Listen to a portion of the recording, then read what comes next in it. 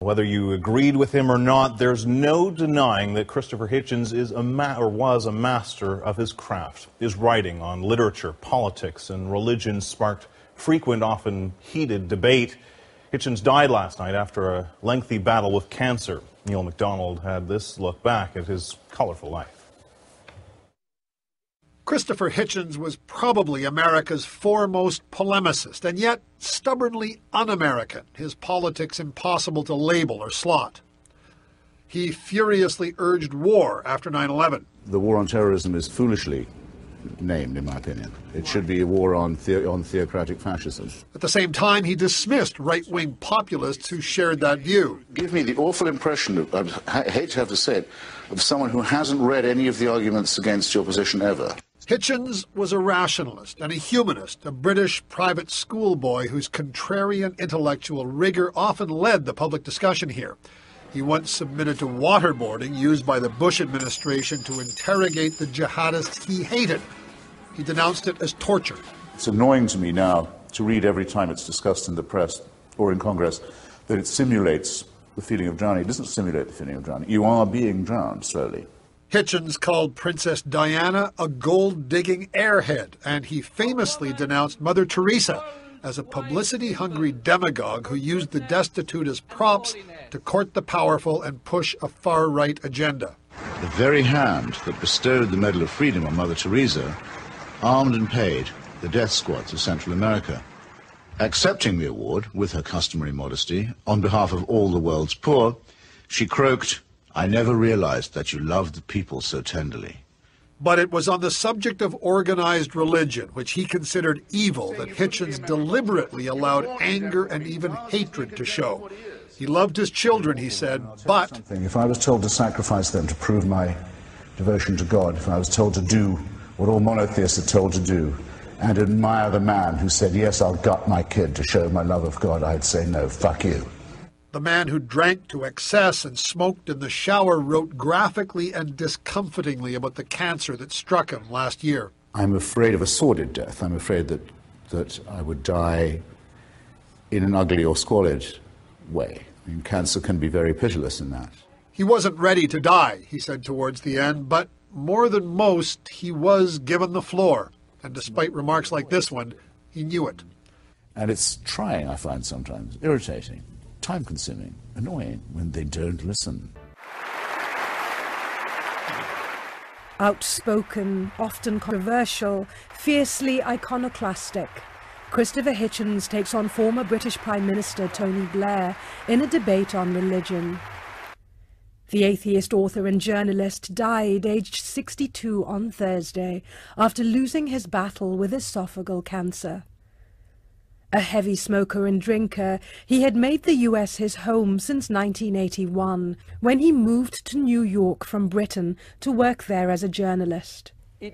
As a journalist, war correspondent and literary critic, Hitchens carved out a reputation for barbed repartee, scathing critiques of public figures, and a fierce intelligence. He was especially cutting on religion, through it all never losing his biting humour. Whereby we are created sick and commanded to be well. I'll repeat that. Created sick and then ordered to be well.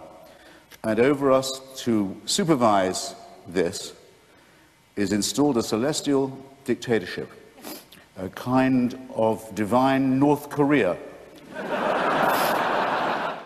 The author of 25 books and countless articles and columns, many with the magazine Vanity Fair, died at the M.D. Anderson Cancer Center in Houston.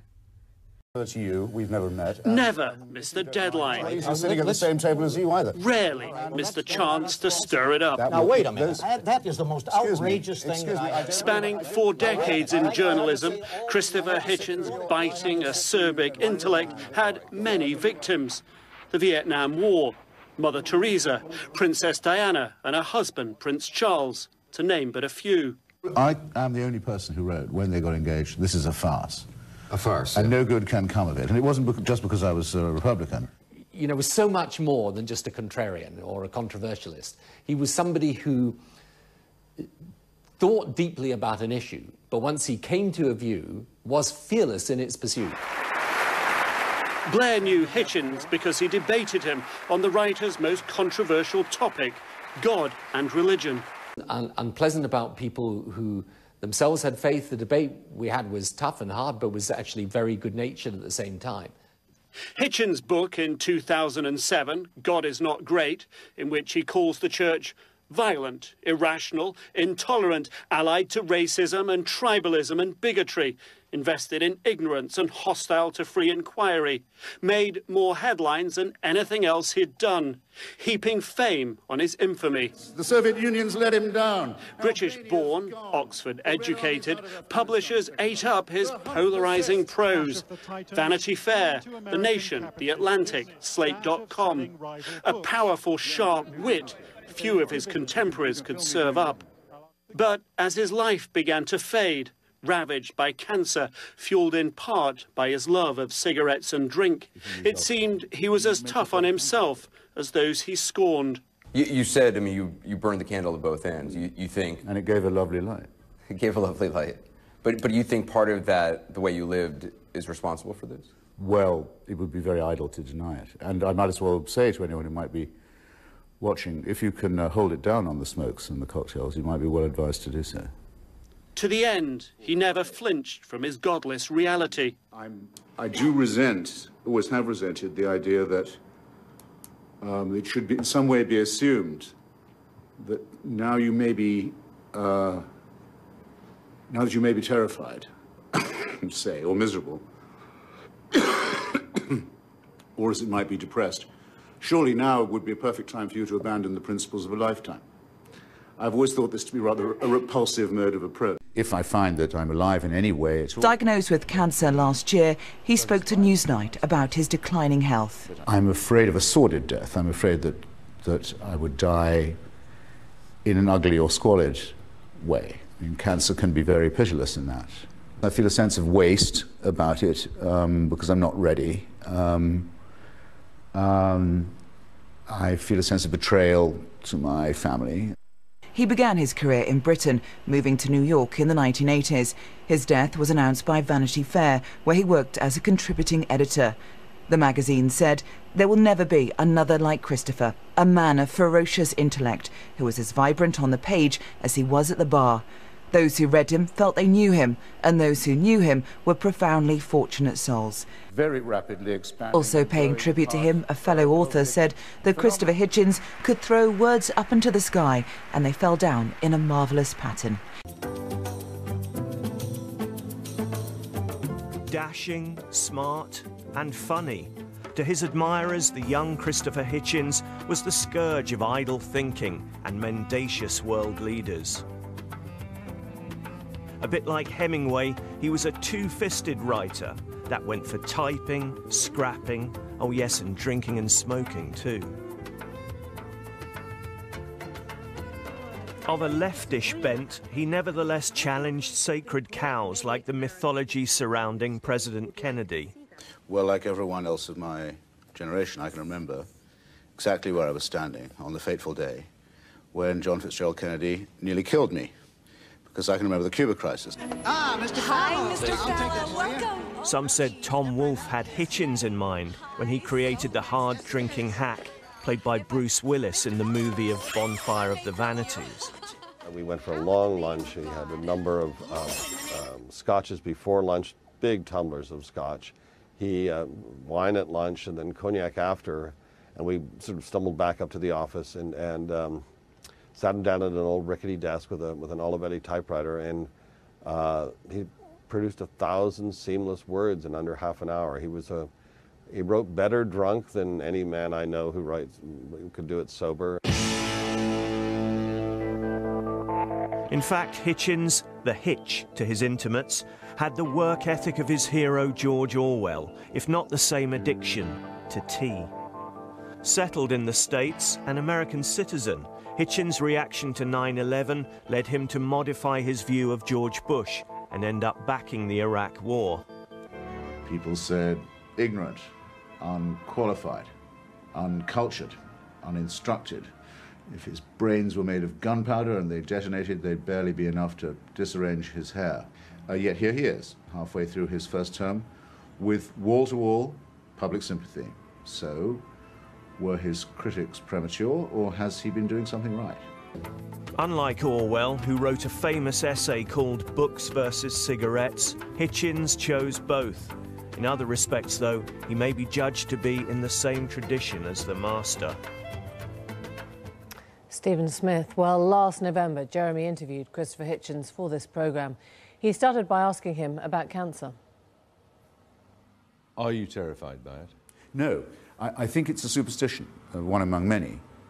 And I think I know where it comes from, actually, if you'd like me to say. I mean, well, when I was a child, we were all very frightened still by polio. It takes an effort to remember that now, but in many countries people still are. Previous generations would have been smallpox, the heart that never gets the right rhythm, bronchitis, TB, all these things. But none of them have the same, I think, horror as cancers have been allowed to acquire. And I think it's probably because of the idea of there being a live thing inside you, a sort of malignant alien that can't outlive you, but that does, in a sense, have a purpose to its life, which is to kill you and then die. It's like an obscene parody of the idea of being pregnant. In fact, I always feel sorrier for women who have cancer than men. For men, the idea of hosting another life of any kind is sort of hard to think about. But for a woman, it must be a grotesque, nasty version of the idea of being a host to another life.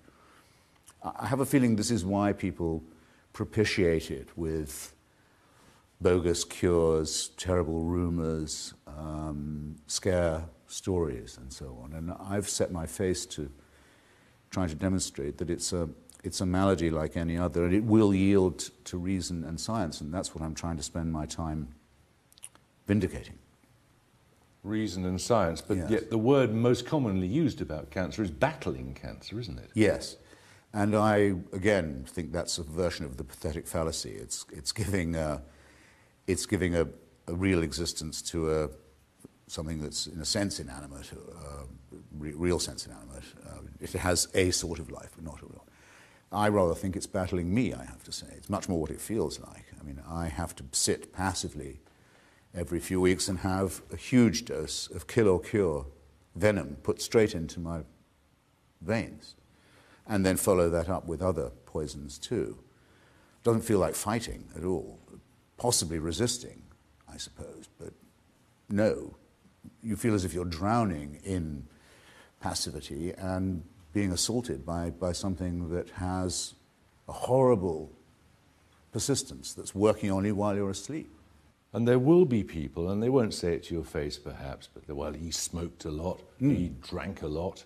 Yes, well, that's exactly what's demystifying about it. I mean, there are also people who say, it's God's curse on me that I should have it near my throat because that was the organ of blasphemy which I used for so many years. And I thought, well, I've used many other organs to blaspheme as well if it comes to that. No, it is banal in that precise way. If you've led a rather bohemian and rackety life, as I have, it's precisely the cancer you'd expect to get. That's a bit of a yawn. Do you still consider yourself a leftist? Yes. Really? Yeah, I do. Because, as you know, many of your critics would say what's happened to you is that, you know, as your waistband expanded, your politics moved further to the right. Well, they should see my waistband now. I've just lost 30 pounds. Not in the nicest possible way. But the accusation against of course. you is... Well, it's such a well-known script that it is indeed deserving of the name cliché, and I pin that accusation on my accusers. That's what they're resorting to. So do any of these labels apply to you, leftist or whatever? I mean, you're more of an iconoclast, aren't you? Well, there isn't a global international working class movement anymore. There used to be. Some of us miss it like a missing limb, but it's gone. Is it likely to be replaced? I don't think so. Is there a socialist theory of an alternative world economy that, just in theory, could stand up against the idea of a market system, however defined? Not conspicuously, no. In fact, the anti-globalizing movement seems to me to be nostalgic for a pre-industrial society in many ways, thus to be rather conservative. From this, you could probably tell that I still think like a Marxist, which I do. Yes. You believe in the dialectic? Yes, and in the materialist conception of history. Yeah, I do that. Do you think it's been a life well lived? I'd really have to leave that to others, Jeremy. I have to. I'm encouraged, I'll say this much, I've been encouraged in the last few months by some extraordinarily generous letters, including, these are the ones I take most to heart, from people I've never met or don't know. If they say that what I've written or done or said means anything to them, then I'm happy to take it at face value for once. I'll take that. And yes, it cheers me up. And I hope it isn't written with the intention of doing so, though I must allow for it possibly being for that reason. But in case you are watching this, anybody, and you ever wonder whether to write to anyone, always do, because you'd be surprised by how much difference it can make. I regret, here's a regret, I regret not doing it more often myself. Thank you very much. My pleasure. Well, joining me now, a close friend of Christopher Hitchens, the historian Simon Sharma.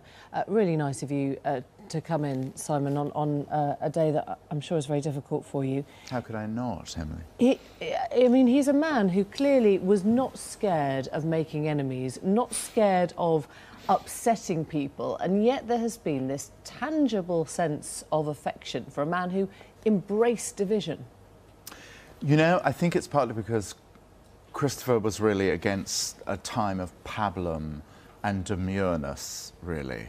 He believed himself to be sort of the inheritor of mischief makers like Tom Paine and John Wilkes, the levellers in the English Civil War, and above all, George Orwell. Orwell said memorably in his essay on English and political writing, the English language and politics, that most political writing is in defence of the indefensible and takes on a kind of transparently meretricious quality.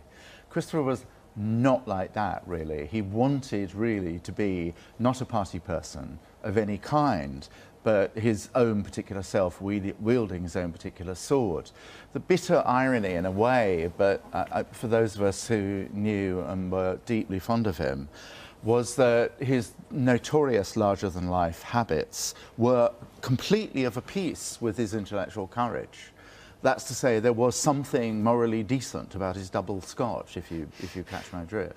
That he was sort of outside the kind of normal boundaries of the polite, the conventional, and the ingratiating. And when you talk about we him miss being... that in our age, I think. And this idea of being a mischief maker, I mean, was it ever polemicist for the sake of argument, or do you think he genuinely believed every time he went against the grain? Well, I think I feel complete sort of fraud in a way, actually, sitting in his shoes, which are really in lots of ways impossible to fill. But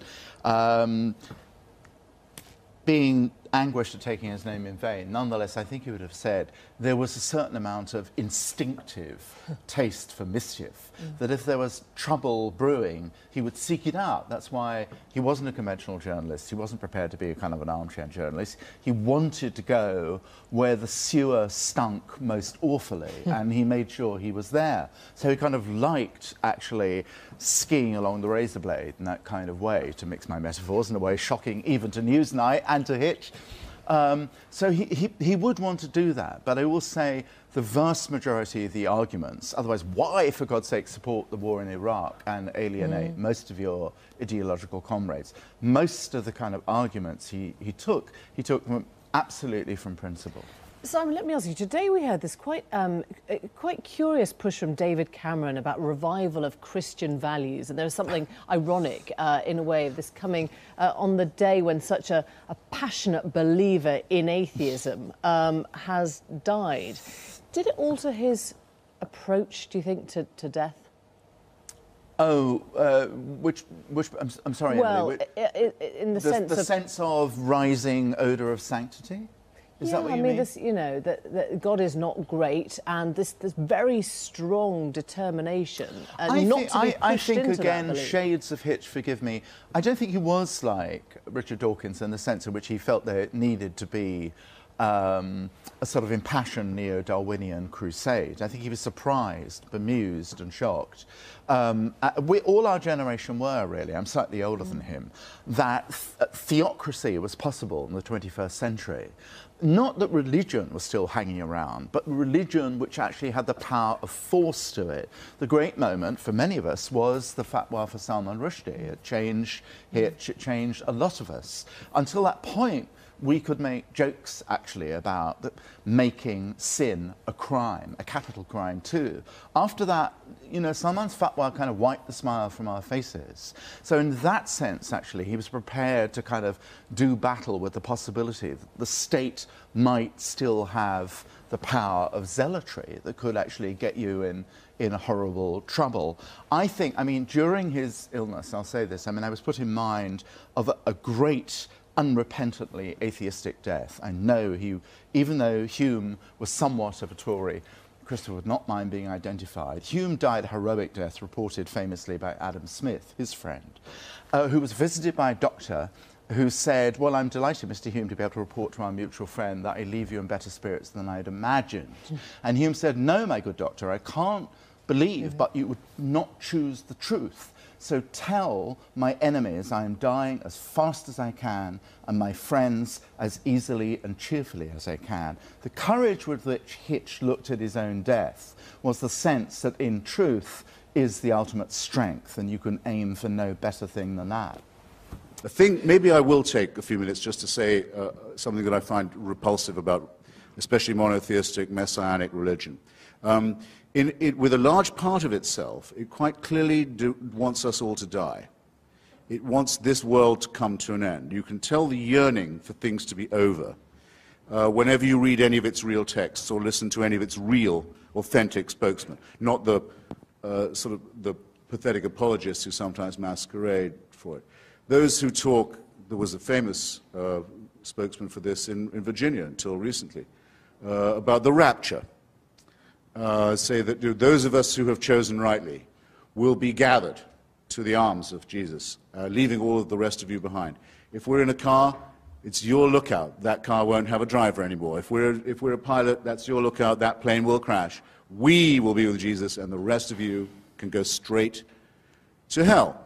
The eschatological element that is inseparable from Christianity. If you don't believe that there is to be an apocalypse, there is going to be an end, a separation of the sheep and the goats, a condemnation, a final one, then you're not really a believer. And the contempt for the things of this world shows through all of them. It's well put in an old rhyme from an English exclusive brethren sect. It says that we are the pure and chosen few, and all the rest are damned. There's room enough in hell for you.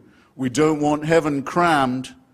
You can tell it when you see the extreme Muslims talk. They cannot wait.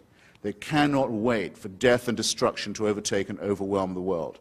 They can't wait for what I would call, without ambiguity, a final solution. When you look at the Israeli settlers, paid for often by American tax dollars, deciding that if they can steal enough land from other people and get all the Jews into the promised land and all the non-Jews out of it, then finally the Jewish people will be worthy of the return of the Messiah. And there are Christians in this country who consider it their job to help this happen so that Armageddon can occur, so that the painful business of living as humans and studying civilization and trying to acquire learning and knowledge and health and medicine and to push back can all be scrapped, and the cult of death can take over. That, to me, is a hideous thing in eschatological terms, in end times terms, on its own. A hateful idea, a hateful practice, and a hateful theory, but very much to be opposed in our daily lives, where there are people who sincerely mean it, who want to ruin the good relations that could exist between different peoples, nations, races, countries, tribes, ethnicities, who openly say they love death more than we love life, and who are betting that with God on their side, they're right about that. So when I say, as the subtitle of my book, that I think religion poisons everything, I'm not just doing what publishers like and coming up with a provocative subtitle. I mean to say it infects us in our most basic integrity. It says we can't be moral without Big Brother, without a totalitarian permission. It means we can't be good to one another. It means we can't think without this. We must be afraid. We must also be forced to love someone who we fear. The essence of sadomasochism, the essence of abjection, the essence of the master-slave relationship, and that knows that death is coming and can't wait to bring it on. I say this is evil, and though I do some nights stay home, I enjoy more the nights when I go out and fight against this ultimate wickedness and ultimate stupidity. Thank you.